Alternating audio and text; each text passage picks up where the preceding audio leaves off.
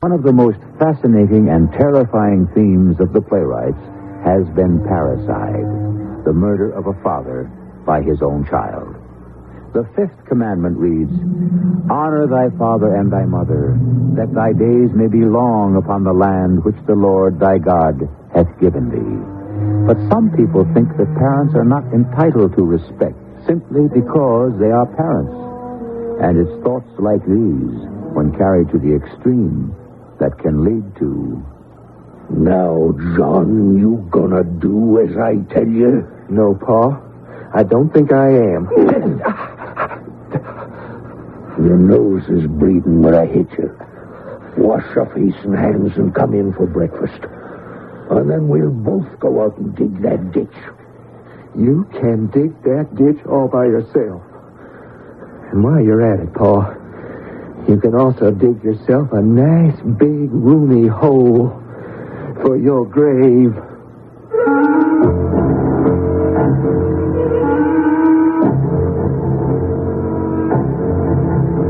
Our mystery drama, The Thing at Nolan, was especially adapted for the Mystery Theater from the short story of Ambrose Bierce by Arnold Moss. It stars Russell Horton and Court Benson.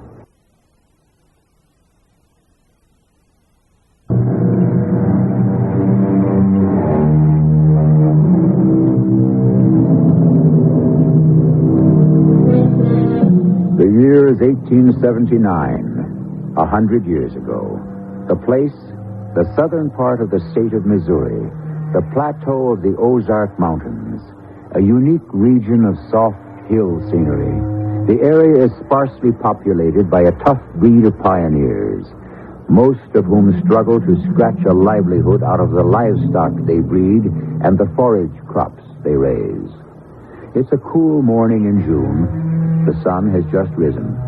Charles May, his wife Elvira, and their grown son, John, an isolated frontier family of fiercely self-reliant people, are finishing breakfast. I'll have another cup of coffee, Elvira, whenever. Yes, Charles, in just a minute. Oh, well, it looks like we're going to have another bright and sunny day. Don't it, John? Looks that way, Pa. You know, each morning when I open my eyes and look at them easy, beautiful hills out there, I still can't thank the Lord enough for giving my grandpa the good sense to stop here years ago and settle just where we did. Good old Missouri. Golden gateway to the west. Hey, you can laugh, John, but we ain't done bad. The work may be back-breaking at times, but it's worth it. Well, maybe to you, Pa. Meaning?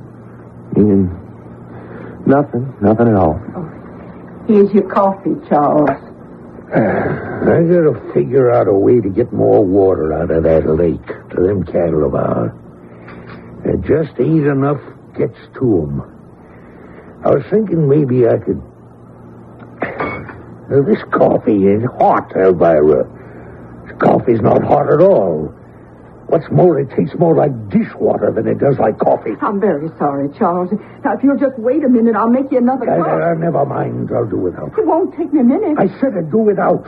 Or didn't you hear? But, Charles, there's no reason to what? There's your coffee. Now hold your tongue. I said be quiet, woman. I'm ever so sorry, Charles. Now get out. I said get out and get out of your chores. Dumb old woman. Pa, you got no right to talk to him all that way. No right. Will you look who's talking?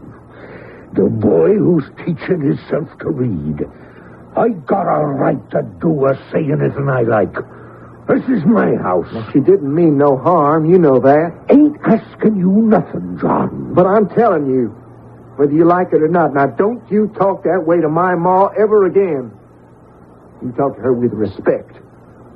She has earned respect. If that ain't the funniest thing I ever heard. Respect. You know, it ain't funny, Pa. Ain't funny at all. And from now on, I mean to see that Ma's treated like a human being. And you gonna make me do that? Is that right? You give me cause. I'm big enough now and strong enough. If you give me cause. Now, you just listen to me, son. Whatever happens around here, whatever, is gonna happen just one way. The way it's always happened, the onlyest way, and that's my way. And neither you, my big, strong son, neither you nor nobody else is ever gonna change that.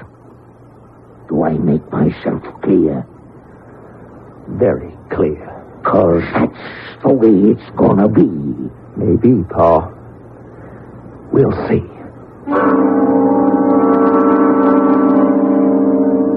Henry, I can't tell you how much I appreciate you coming all the way out here from Nolan just to bring me this new spade. 7 short miles for a cousin. It ain't much. It ain't nothing of a good sale, too. Business at the store ain't been all that good lately. That's all. Besides, it is Sunday, and it gets a little lonely sometimes down in Nolan on Sundays. Schoolhouse closed, blacksmith shop closed, my general store closed. Hardly no one around to chew the fat with.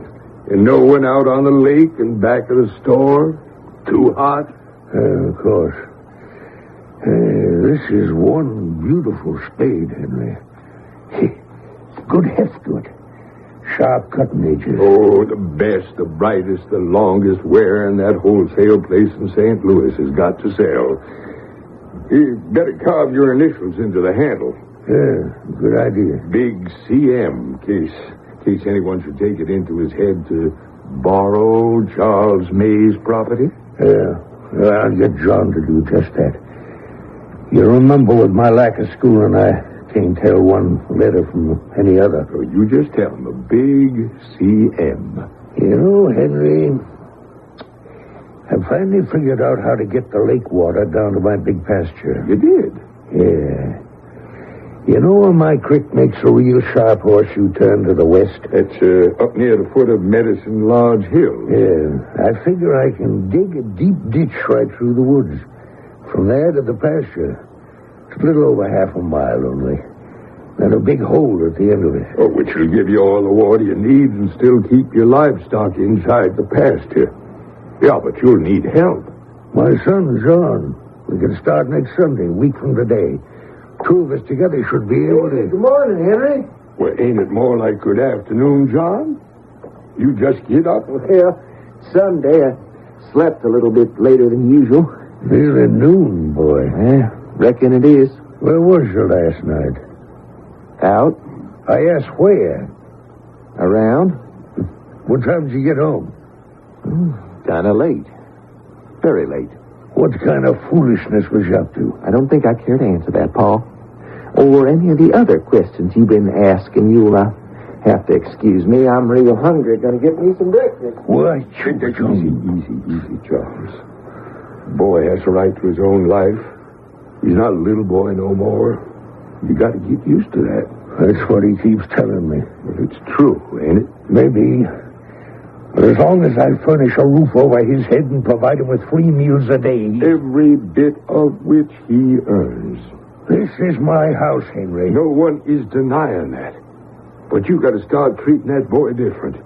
Push him far enough and he just may turn on you. He wouldn't dare. Well, wouldn't he? I've been watching John these past few years. Charles, that boy knows how to hate. And he's got the quickest temper. If that boy was ever foolish or headstrong enough to do me harm, real harm, he'd never again be able to put me out of his mind. You believe that, Charles? I believe that. I'd come back and haunt him for the rest of his days. From wherever I was. Get up, boy. I said get up. Oh, Let me be, Pa. I want to sleep. I'm tired. Sun's almost up, John. We start on the digging of that ditch from the lake, down to the big pasture. Today? Pa, it's Sunday, ain't it? Get up out of that bed real fast and get dressed. Pa, I think you better get started on that ditch digging by yourself, huh? I'll maybe join you. When? Later. I said when? When I'm good and ready. What did you say? You heard. John, breakfast on the table. We'll be right there, Elvira. Did I hear you right, boy? I think you did, Pa. Now, you get this straight. We got work to do, important work. Building a ditch to carry water from the creek. And when I leave here this morning, you leave with me. I don't think I will. I know you will. In that case, I think you'll have to make me. Now, you go away and let me get some sleep. Out of that bed, I say. Stand up on your feet like a man. You get your hand off me, Pa. I'll teach you a lesson, you young good-for-nothing. Don't you dare touch me. You'll be sorry if you do. Ah! You're gonna do as I tell you, or ain't you? No, Pa. I don't think I am. Your nose is bleeding where I hit you. Wipe your face. It can bleed. It does me no hurt. Go wash your face and hands and come in for breakfast. What are you two up to? The food's getting cold. John, well, your nose is bleeding and your cheeks beginning to puff up. What's been happening with you two? I'll be right with you, Ma. As for you, Pa, you can go dig your ditch all by yourself. And while you're at it, you can also dig yourself a nice, big, roomy hole for your grave. John, what are you saying? There's no way to talk. I know what I'm saying, Ma. That picture of Abe Lincoln you hung up next to the door is a joke, Pa. You still treating Ma and me like we were slaves. I shouldn't have hit you, John. That's right. You shouldn't have. I'm sorry. First time I ever did that. Even when you was a little boy. Yeah, and that's the last time. Meaning? You're gonna pay for what you just done, Pa. You're gonna pay for that.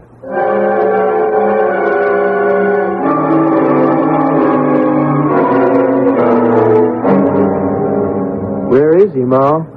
Gone off like he said he was going to with that new spade of his to start digging the ditch. What time would it be? Oh, past noon, John. I got a lot of things to do. But I took care of the hogs and the milk cows. First they got to shave, and there's a couple of letters I have to write. Ain't finished reading last week's newspaper. Oh, by the way, Cousin Henry was by early this morning. Brought you this week's paper. Real nice of him. He come by just as you two was quarreling. He stayed outside, he said, because it sounded like a very private family affair, but he heard it all. I got the paper out in the kitchen. Thank you. You know, John, your pa can't do that digging all by yourself. Too much for one man alone. Then I guess, maybe I better join him. Oh, that's a good boy. He was sorry for hitting you. He told me so, and I know you didn't mean what you said to him. You just lost your temper for a minute, didn't you? Just the way he does, right? Exactly. I understand that. Now, you be a good son and go along and help. He needs you. A person working all alone, all that digging, it could kill a man his age. Even a man as strong as your pa. I suppose it could. Now, you be sure to keep away from the deep part of the creek. You know you can't swim. You don't have to tell me. Yeah, I'll be going now. I'll take the newspaper, practice my reading some when I'm resting. Well, I'll see you later, Ma. Well, ain't you taking a spade with you? You'll need a spade to dig. Paul's got his spade, ain't he? No, I don't think I'll need a spade. In Proverbs we read, "Hearken unto thy father that begat thee." And again, "The eye that mocketh at his father, the ravens of the valley shall pick it out, and the young eagles shall eat it." John May is planning to defy the teachings of the Scriptures. Just how far is he prepared to go? I'll be back shortly with Act 2.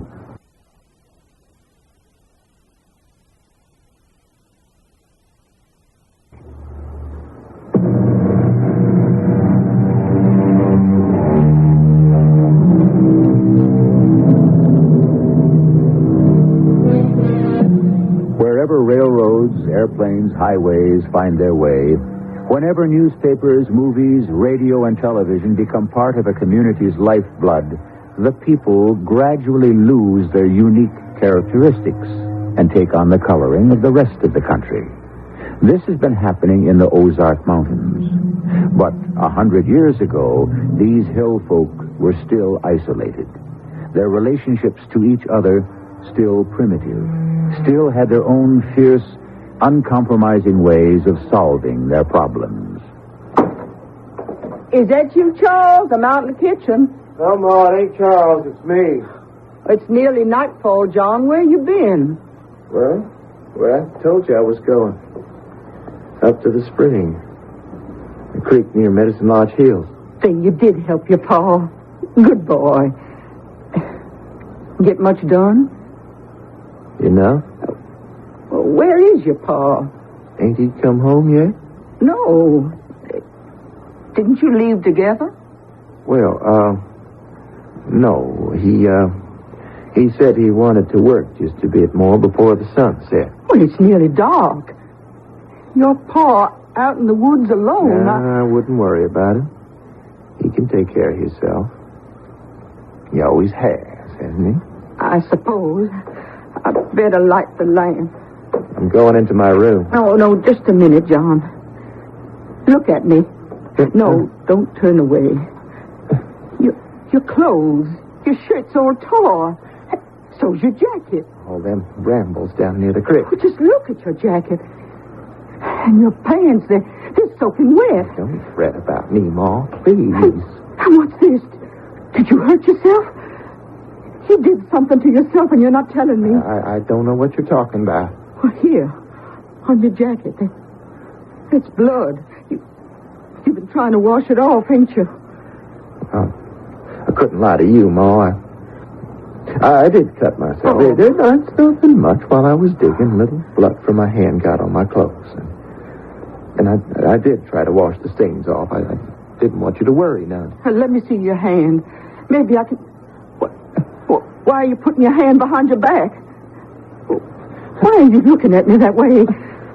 There's something wrong. You look strange. Now, there's nothing wrong, Ma. Did anything happen between you and your pa? Come on, tell me. Nothing. I'm just tired. I'm all right. I'm sorry, Ma. I didn't mean to yell at you. I'm a little upset. Now, if you don't mind, I'm going to bed. But you ain't had your supper. I couldn't eat anything. My stomach ain't right. In fact, I don't feel well. Oh, let me help. Is there something I can do? Nothing, Ma. Just let me be, please.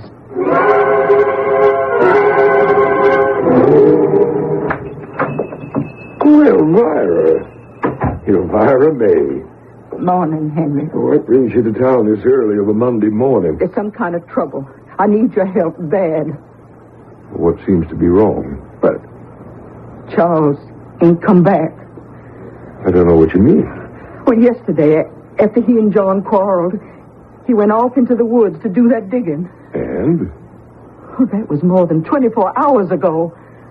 Well, Elvira, you telling me you ain't seen him since? And I'm worried sick to death. He ain't never done anything like this before. Yes, of course. Elvira, did John join Charles the way Charles asked him to? Well, not right away. He left around noon sometime to go wherever it was Charles was working. And you ain't seen either of them since? No, Henry. John come back around nightfall. Alone. I see. That's why I'm so worried. John was in a terrible state. His manner was strange. His look was wild, like a mad animal almost. His clothes were torn, seemed to have blood stains on them. He said he cut himself. But did he say anything at all that would have give you some hint of what might have happened to Cousin Charles? Not really. No, nothing. Well, where's John now? Back in his room. Oh, what are we going to do? We're going to pay a visit to Calvin Jackson, the new sheriff. Sheriff's got to be called in on this, of course. What's on your mind? Nothing, Elvira. Not until the sheriff has a good look around near that bend in the creek. If there's any answer, that's the place we're going to find it.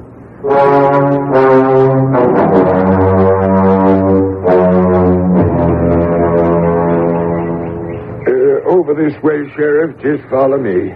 Growth is pretty heavy back here. Charles has been promising for months to clear some of it out. Never found the time. Well, watch your step there, Elvira. Had anything happened between you and your husband, Mrs. May, that would have led him to, it might have given him cause not to come home? Well, Charles has a mean temper sometimes. Says things he's sorry for the minute he says them. But nothing like I think you're suggesting, Sheriff. I apologize, Miss May. Elvira, I think the sheriff ought to know about John. Your son? Well, Charles and John quarreled just before Charles left. Oh? Serious? But Charles struck the boy in the face. That's about all. Excuse me now, Elvira. That ain't quite all. And you know that. Oh, what else is there? Sheriff Jackson has the right to know. After he was hit, John threatened his father's life. I was right outside the cabin. I heard John say, "You got to pay for this." You suppose you meant it? Oh, now, here we are. Horseshoe Bend in the creek. And here's the ditch that Charles was starting to dig. You got quite a lot done, didn't you? Well, let's have a look. Well, now, here's where he began digging. And he continued straight along this line to that spot over there. Well, this is most interesting. What's that, Sheriff? Come over here. Both of you. Look at this pile of dirt here. Come out of the ditch. Oh, it looks all trampled on. As though someone had been jumping all over it. Or as though there'd been a struggle, a fight of some kind. And look here. These fresh footprints in the soil, this clay. Oh, that one there, that's Charles' footprints. Those are the marks his boots make. And these footprints here? For those are the marks of John's boots. I know by the brand name on the sole. He bought them in the store about a month ago. Henry, there's something I don't quite understand. With all the digging Mr. May was doing, where's the spade he was digging with? Well, last week I sold him a brand new spade. He burned his initials in the handle, and I think I see what you mean, Mr. Jackson. Yeah. I see no spade, Henry. No whereabouts, no trace of a spade. And no trace of Mr. May. But I do see this. Pages from the St. Louis newspaper. Yeah, look at the date. It's last week's paper. With blood on it. It's getting dark. If you don't mind, Henry, walk Mrs. May back to the cabin. I got a good deal of work to do. I'm glad to. In the morning, Mrs. May, I'd like to pay you a little visit. Have a talk with your son.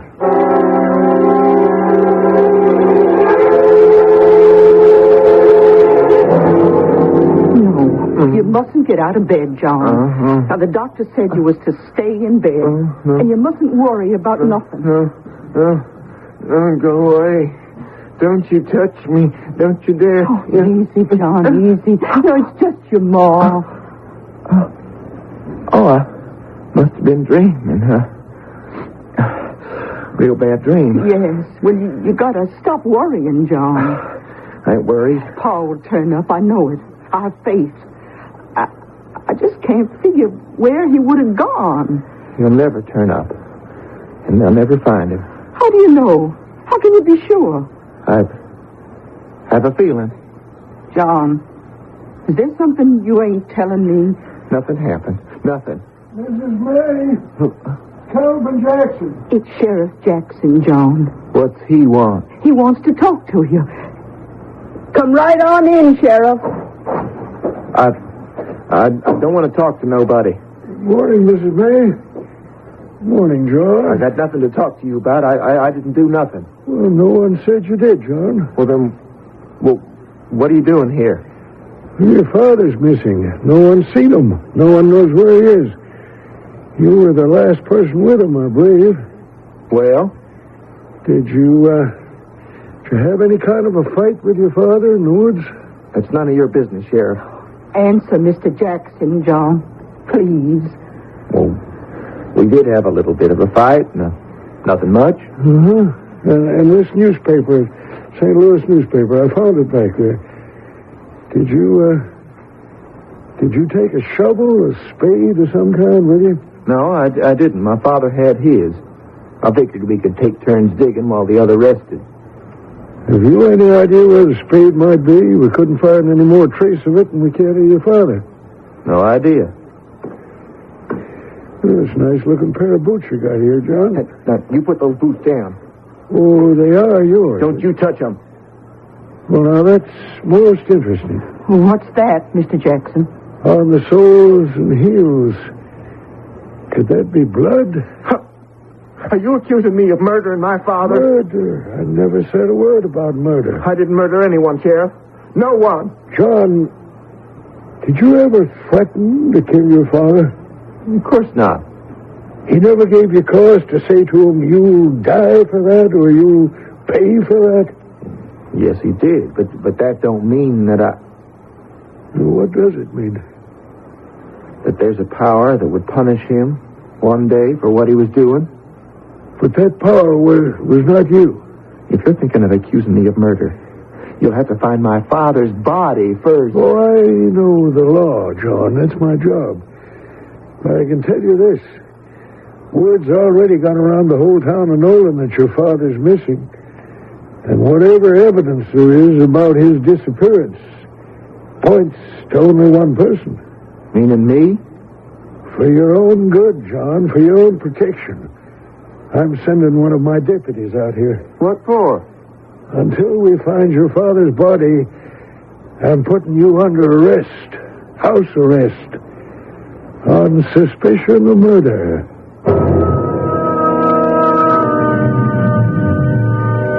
The relatives of a murdered man in Ozark country will sometimes throw pawpaw seeds or a tiny pinch of cornmeal over the corpse, on top of the coffin, or into the grave. Or they will pull down the top of a small cedar tree and fasten it with a big stone, which is supposed to help in some way catch the murderer. But when there is no grave, when there is no corpse to be buried, join me shortly for Act 3.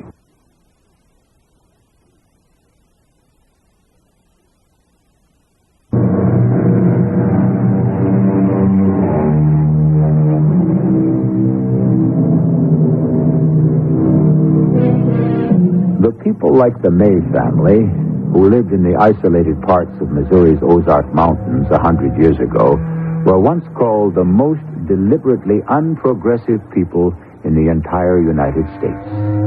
From the early 1800s on, they seemed like foreigners to the average American, secretive, sensitive, but never simple. Their loves, their hates were deep and not easily understood by the outsider. And their minds moved in an involved system of signs, of omens, and curious beliefs. Their laws reflected their minds. No, John, there's nothing you can do about it. The trial will be held tomorrow. The people have demanded it, and the sheriff has, too. Well, I just don't understand it, Henry. How can they try me for a crime? I know. On suspicion of murder when they haven't found the shadow of the man you're supposed to have killed. Exactly. Hasn't the whole male population searched the wood bottomlands with a fine-tooth comb? Haven't they beaten every bush in the neighborhood and come up with nothing? Then, for all anyone knows, there is no body, no corpse. Is that what you want us to believe? That your father's alive and well somewhere? But where? Nobody knows. And nobody knows why he disappeared, how he disappeared into nowhere. Gentlemen, I think we all must agree with the defense that A man cannot be tried for the murder of a man whose body no human being is professed to have seen. One not actually known to be dead. This case has been tried on its merits until and unless we can prove that the man who is supposed to have been killed is in fact dead. We have no case. On that basis, gentlemen, I'm asking along with the defense that this case be dismissed and that we permit young John May to walk out of this courtroom a completely free man.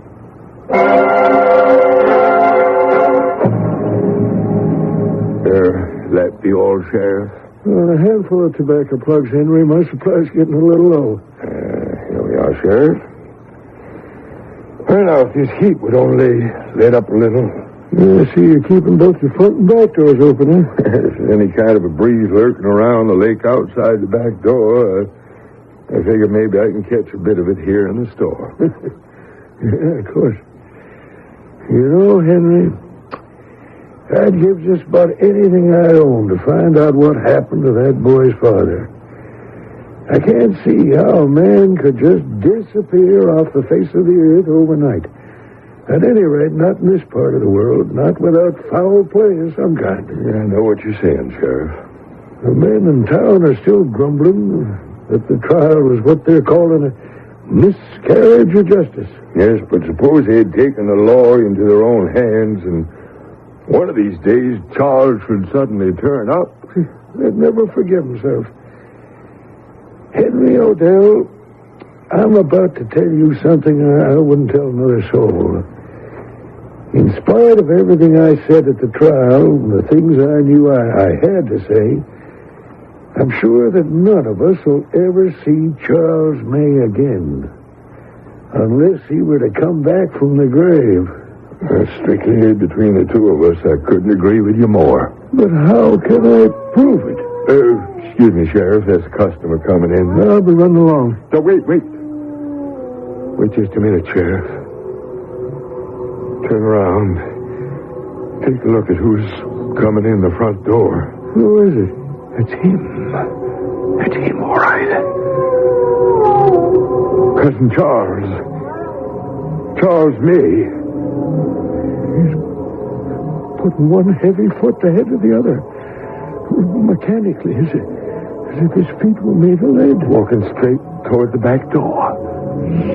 Staring into space. Eyes wide open. And they're a milky white. There's no pupils in them. His hair is all wet and matted with blood. Over his eyebrow. Left eyebrow, deep gash. Blood's flowing over the whole left side of his face and neck. Onto his shirt and vest. Onto the floor. Charles. Cousin Charles. He doesn't hear us, Henry. He doesn't see us. Look how he holds his hands over his head as though defending himself from some kind of a blow. The fingers spread crooked like claws. His mouth all twisted open as if he was trying to say something. Mr. May. Charles May. Cousin Charles. Keeps on moving toward the back door. Charles! He's going out the door, toward the lake. Well, shouldn't we follow him? Let's watch him, see what he does. He's going to the edge of the lake to try to wash away some of the blood. Shouldn't we be doing something to help? Oh, we might do more harm than good. It's like waking up a sleepwalker. Let's go out and see what he's up to. Where's he going to? I can't understand it. He was out here just a minute ago. Not a whisper of him anywhere. Well, if he'd have gone into the lake... Well, there's not a chance. The water's as unruffled and smooth as glass.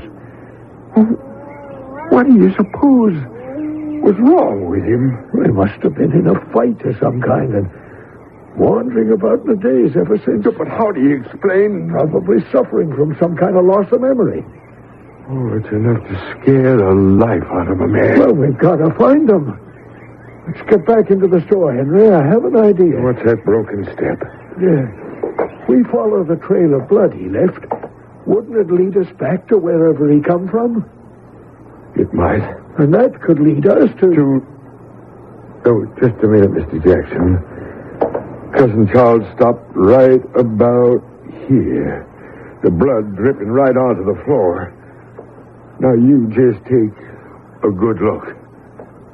Well, I'll be. The floor's as clean as a whistle. Not a drop of blood here, or for that matter, any place else.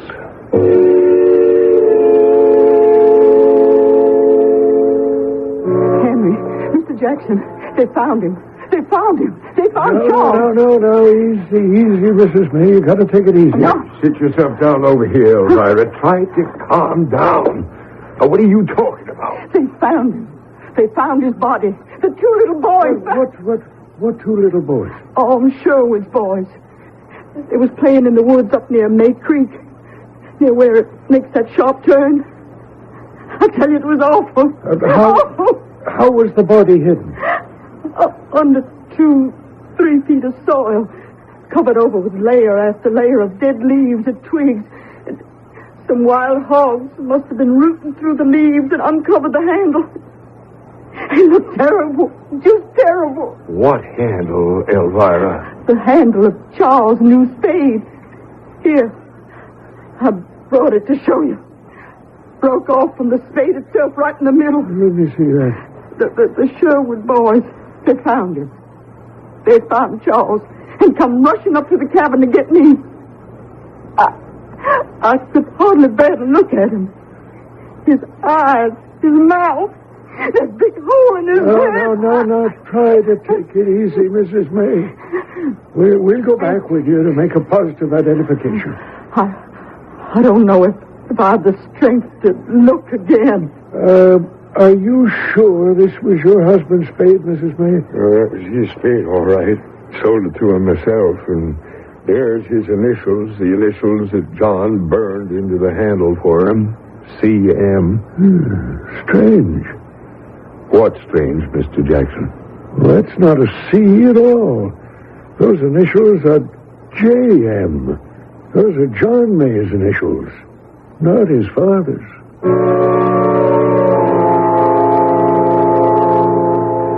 The coroner has taken care of the body. Almost no decomposition. Some preservative property in the soil, I expect. That soil is rich in minerals. There's one thing I can't understand. Oh, Mr. Jackson, how are you? Oh, Henry. John, where on earth have you been? We just come from your place, and we've been looking all over for you. I've been very busy. Your father's body's been discovered. Yeah, I know. Whoever killed him did a mighty fine job hiding it. So I was told. Gentlemen, I come here to say goodbye. Well, where are you going? Party's leaving tomorrow morning for Oregon. I'm joining them to seek my fame and fortune in the Golden West. Ain't you going to have the common decency to wait until your father's body is put in the ground? No time for that. John. Yes, Mr. Jackson? You killed your father, didn't you? You ain't got the right to ask me that, Mr. Jackson. Not anymore. I was arrested by you on suspicion of murder. I was tried. I was found innocent. Now, I may not know too much about these legal things, but I do read. And you can't try a man for the same crime twice, even here in the mountains. Double jeopardy, I think they call it. Yep. Where'd that wind come from? Blew the front door clear shut. Who's that? Oh, no. It's my father. But that can't be. Can't.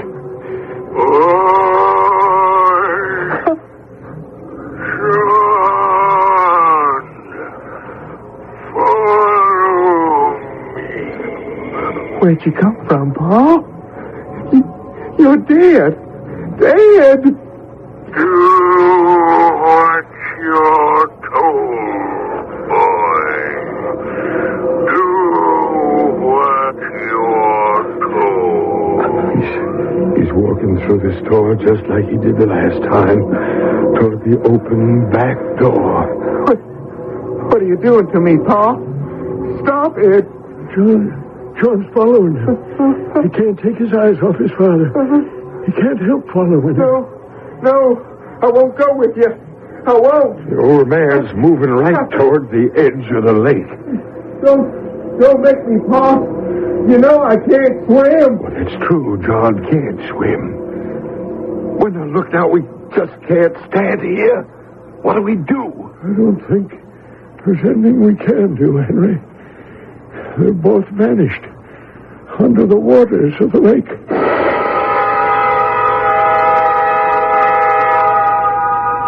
No, Henry, there's not a doubt in my mind. John May murdered his father by splitting his skull open with a knife-sharp edge of the spade. Yeah, I know you're right, Sheriff.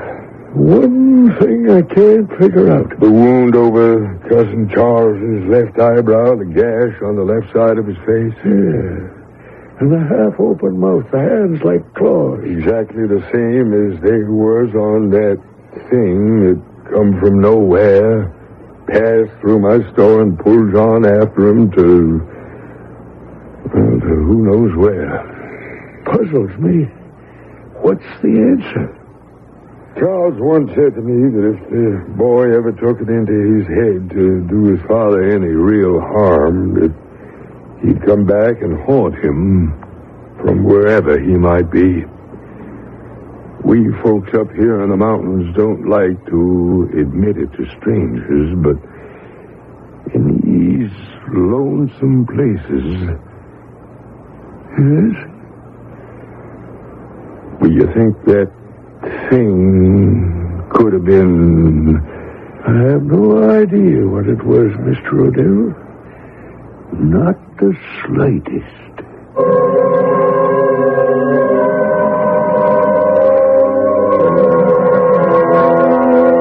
There are those who believe that we, all of us, are walking spirits of some kind.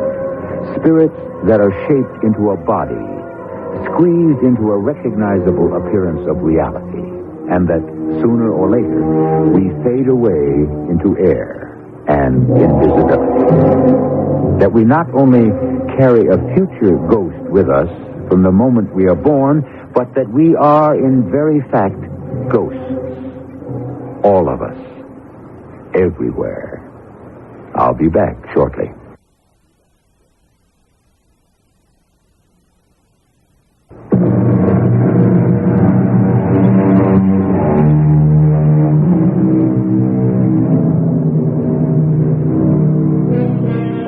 There are two ways of evaluating the story you've just heard.